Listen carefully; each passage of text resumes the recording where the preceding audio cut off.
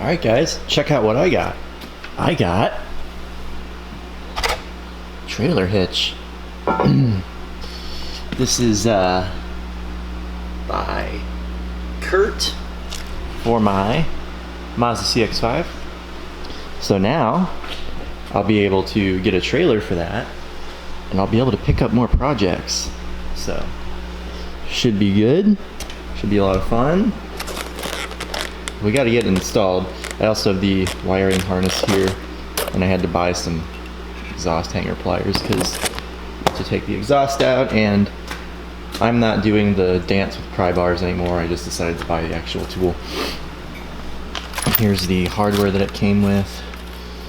The bolt feeder wire here too, and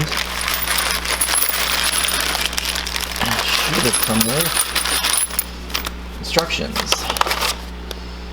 So figured I'd take you guys along for the ride while I try to get this thing installed onto my car, and it should be a good time. Alright, so we're underneath the car here. So this is kind of hard to do. So let's see, here's the exhaust, right? Pretty close. There is, yeah, see it right here?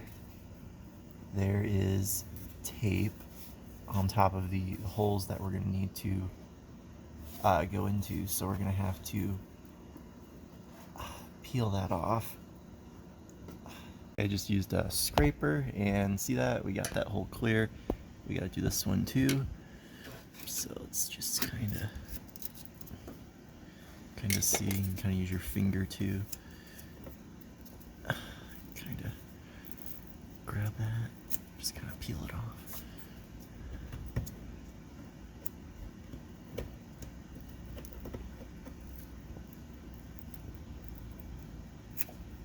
There we go. You can see, see that's actually a threaded, I believe that's a weld nut, so we'll just be able to bolt right into there. And then for this is where we have to use the, let's see, this hole right here, we'll have to use that feeder wire. I believe we'll go up through here, and our stud and plate will fit up against the frame tube here, and then we can thread a nut down onto there. So that's how that's going to work. I'm going to do the other side, and then we'll have to get our exhaust hangers.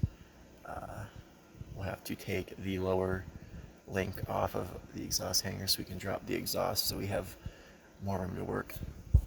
Alright, so we'll use some silicone just to kind of help this go a little easier.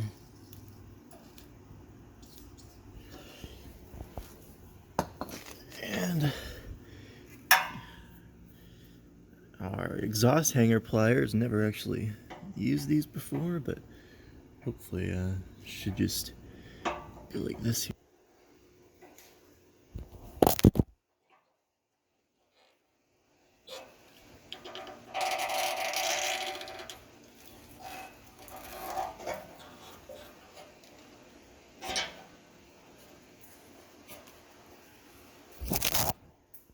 And that worked really good, actually. These are really good. I highly recommend them. They're only like 12 bucks, so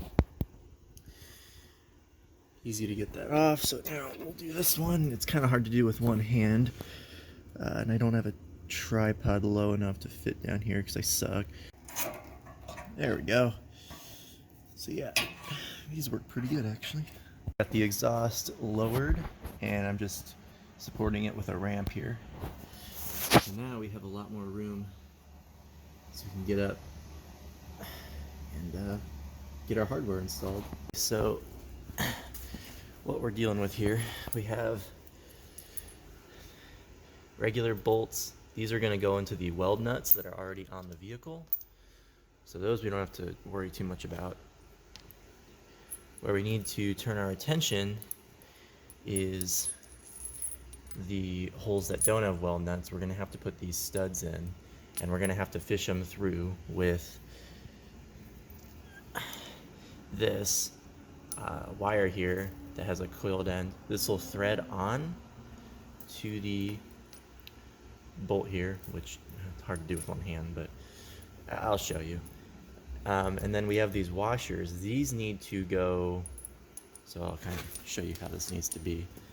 The diagram of how this is supposed to go. So you see the stud and plate go through the frame there, which will fish through with the wire. And then in between the frame and the hitch, there's a washer, which we have right here. So just kind of show you this. So here's the front of the hitch.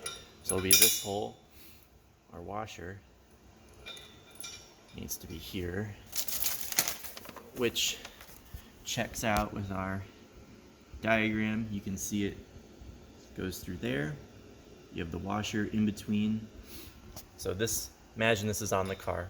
So then there's a washer here, and then we'll put on our nut. And that's what'll hold it. I'll probably use some red Loctite on these, because probably don't want these to ever come out. That would be kind of bad. Alright, so I have it fed through. If you can see that here, we got the feeder wire attached and the stud and plate. I just fed it up right through there, and then we pulled it through to this hole here. So now that I did it, I can show you the other side. First, we gotta get our wire here. And here's our hole, so we'll pass it through here.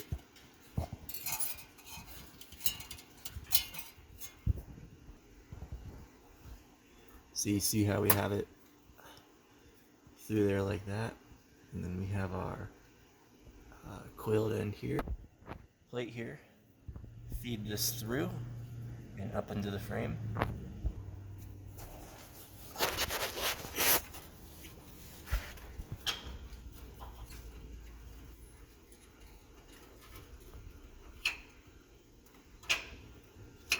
Like that. Then take our, so we got our stud here. We're gonna thread it onto there. So now we have it threaded. We'll just feed it through. Just like that. And there we go. Got our washers taped on here. I just used some packing tape. So now for the super fun part, I have to somehow by myself finagle this thing into place. Yeah, that's gonna be fun. I might not be able to get the best angles when I'm doing that, but I'll try to like set up my camera so you can see me struggle.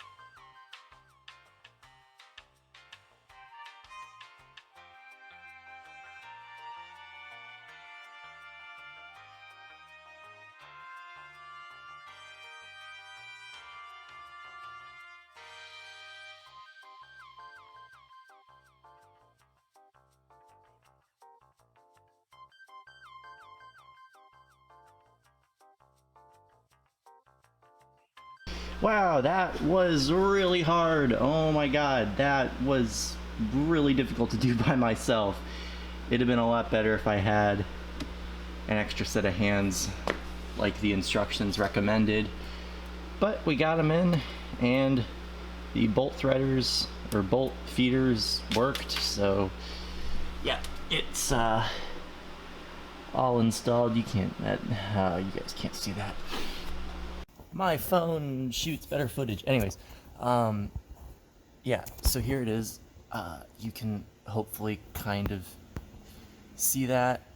There is the hitch, and it's back up in here, and the nut and bolt back there. I got them all in, so now I just have to put some Loctite on them, torque them down, and get the exhaust back in place, and we should be good to go. I have some red Loctite here, and also my torque wrench, and the torque spec for this is the M12s, which are the bolts that we or are the nuts rather, that we threaded onto the studs that we had to pull through with the wire. That's our M12s, and those are 86.2 foot-pounds. And half-inch hardware, which are the bolts that went into the weld nuts that were already on the frame, 110 foot-pounds. So let's get those torqued down, get some Loctite on them. It'll go anywhere but on the threads.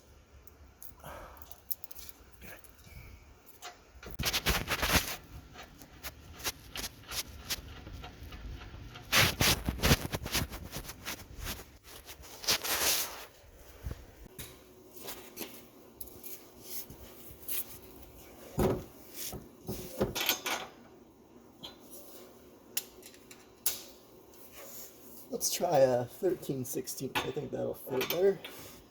I think that's actually the size of it.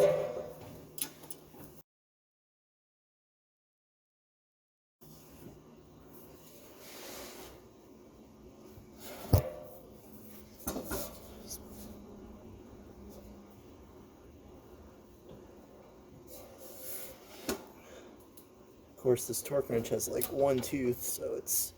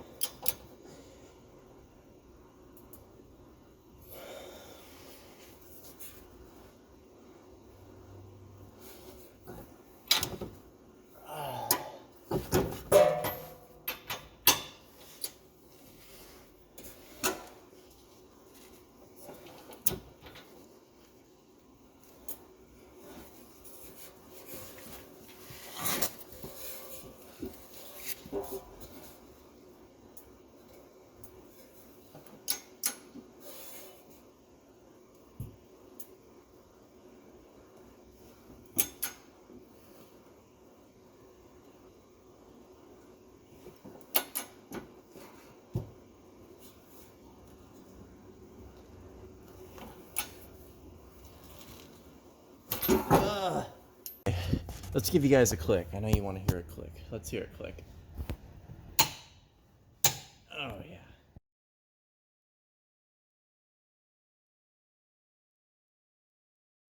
Did one more thing. I put on, it's what's called torque stripe, basically. It goes on the head of the bolt, and then it you can kind of paint it onto the surface. Basically, if the bolt is going to back off, you'll know, because this paint here, it's almost like a glue. You know, it'll be torn, and so it kind of can let you know if the bolt is backing out. And these are pretty important, so I really don't want them backing out. So yeah, you can see I put it up on the nut there, and then also the bolt as well. I did that on both sides. and I just used, it's called Torque Seal, but if you don't have this, you can just use like a paint marker and just kind of, you know, paint the bolt and the thing, so it'll show you if the bolt's backing out. But this stuff definitely, I think, is gonna, it'll hold up a lot better than just a paint marker, which could fade. So yeah, well, I think that'll do it for this part. In the next part, we're gonna have to get our wiring kit installed. That should be fun. But yeah, really wasn't that hard. Actually, I take that back. It was really hard by myself. If I had had another person, I think it would have been a lot easier. So I definitely recommend, if you're gonna do this, probably having a second person would help. And yeah, so just taking a look, see, oh look, my tools are everywhere. But isn't that great? Isn't that cool? Yeah, that's awesome. So yeah, once I get a trailer, we'll be able to go pick up more projects. Yes. So anyways, that'll do it for this part.